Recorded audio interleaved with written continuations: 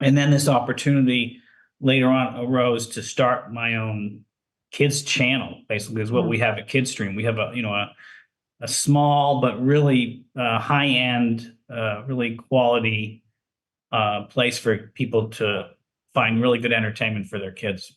Yeah, so I want to get into that and talk about it, but before we move to that, like I'm curious, when you were younger, what shows did you watch? Great question.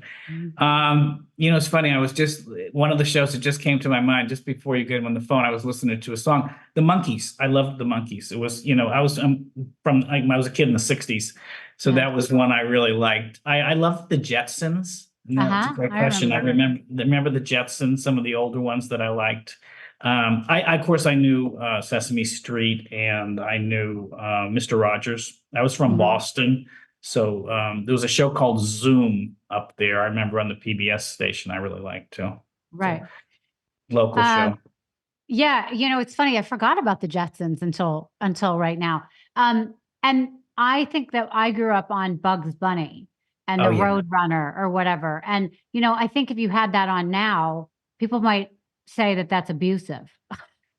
You know what You I know, mean? All I the hitting on the head and the Roadrunner. I know, always getting blown up. Yeah, yeah. you're right. You're right. I think that humor might be mistaken today, even though I know it was very innocent back Of then. course, of Yeah. course. But like today, everybody sort of gets up in arms in a lot of different ways very quickly.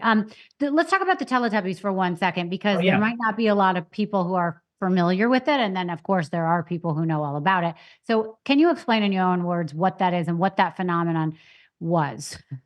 Yeah, I will. And if this creator, Ann Wood, at the time she was a 60-year-old ex-school teacher who had been creating television shows over there in the UK, and she was really into watching and understanding young children. So when Mm, she created the Teletubbies, she wanted something that worked on their level, not on the parents' level, not on older kids' level. So she has built a show with a lot of repetition mm, that young kids really learned by.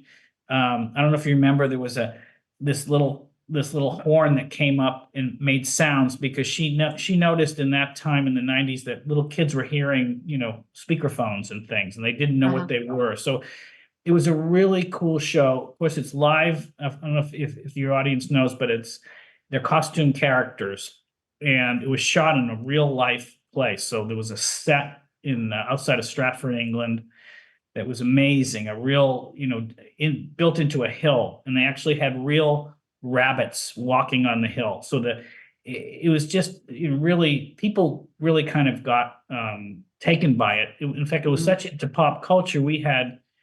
I can remember being in LA and having the creators of South Park come up to us in the restaurant and tell us how much they liked it, and they were, of course, really big at the time too. They had just right. come out, and we even had, I don't know if you remember, Britney Spears showed up on the cover of Rolling Stone magazine with a Teletubby in her hand. So we just had Oh, all this press.